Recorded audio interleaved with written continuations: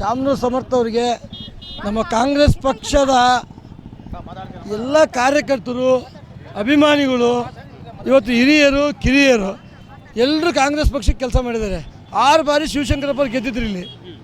ಇವತ್ತು ಸಮರ್ಥ ಅವರಿಗೆ ಭಾಳ ಅಡೆತಡೆಗಳು ಸ್ಟಾರ್ಟಿಂಗ್ ಬಂದವು. ಇವತ್ತು ಸಮರ್ಥ ಅವರು ವಿದ್ಯಾವಂತರು, ಬುದ್ಧಿವಂತರು. ಯಾಕೆಂದರೆ ಅವರು ಅಜ್ಜರ ಹಾದಿಯಲ್ಲಿ ಅವ್ರ ತಂದೆಯ ಹಾದಿಯಲ್ಲೇ ಬಂದಿರೋದು. ಸಾಕಷ್ಟು ಅಭಿವೃದ್ಧಿಗಳಿಲ್ಲ ಅಂತ ಹೇಳಿದರು ಬೇರೆಯವರು, ವಿರೋಧ ಪಕ್ಷದವರು. ಅಭಿವೃದ್ಧಿ ಯಾಕಿಲ್ಲ? ಇವತ್ತು ದಾವಣಗೆರೆ ಕುಂದುವಾರಕೆರೆ ಆಶ್ರಯ ಮನೆಗಳು, ಆಮೇಲೆ ಮನೆಗಳಿಗೆ ಹಕ್ಕುಪತ್ರ, ಮನೆಗಳು ಕಟ್ಟಲಿಕ್ಕೆ ಇವತ್ತು ಅವರು ಸುಮಾರು 30-32 ವರ್ಷ ರಾಜಕೀಯದಲ್ಲಿ ಸಾಕಷ್ಟು ಶಿವಶಂಕರಪ್ಪ ಸೇವೆ ಮಾಡಿದ್ದಾರೆ.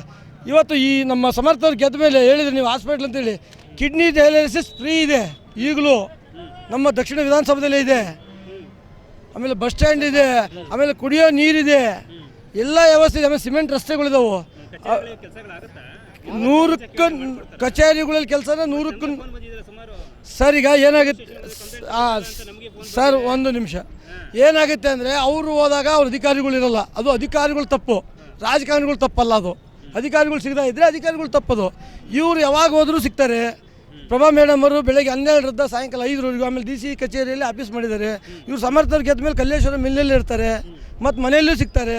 ಯುವಕರು ಸಾಕಷ್ಟು ಅಭಿವೃದ್ಧಿ ಮಾಡ್ತಾರೆ ಅಂತೇಳಿ ಸಿದ್ದರಾಮಯ್ಯ 106 ಕೋಟಿ ಕೊಟ್ಟಿದ್ದಾರೆ ಈಗ ಆಲ್ರೆಡಿ. ಅದನ್ನು ಅಭಿವೃದ್ಧಿ ನಾನು ದಕ್ಷಿಣ ವಿಧಾನಸಭೆಯವರೇ 6 ಬಾರಿ ಶಿವಶಂಕರಪ್ಪ ಕಾಂಗ್ರೆಸ್ ಕಾರ್ಯಕರ್ತರು ಬೆಂಡಿಗೇರಿ ರಾಜಶೇಖರ್ ಅಂತೇಳಿ 6 ಬಾರಿ ಶಿವಶಂಕರಪ್ಪನ ಗೆಲ್ಸಿದ್ದೇವೆ.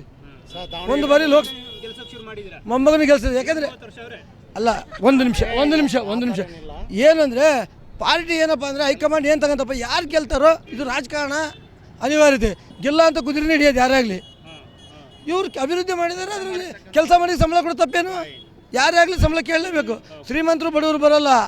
ಇಲ್ಲಿ ಕೆಲಸ ಮಾಡಿದ್ರೆ ಸಂಬಳ ಕೊಡಲೇಬೇಕು ತಾನೆ. ನಮ್ಮ ಹೆಸರು ಬೆಂಡಿಗೇರಿ ರಾಜಶೇಖರ್ ಅಂತೇಳಿ 19ನೇವರು ಕಾಂಗ್ರೆಸ್ ಲೀಡ್ರು.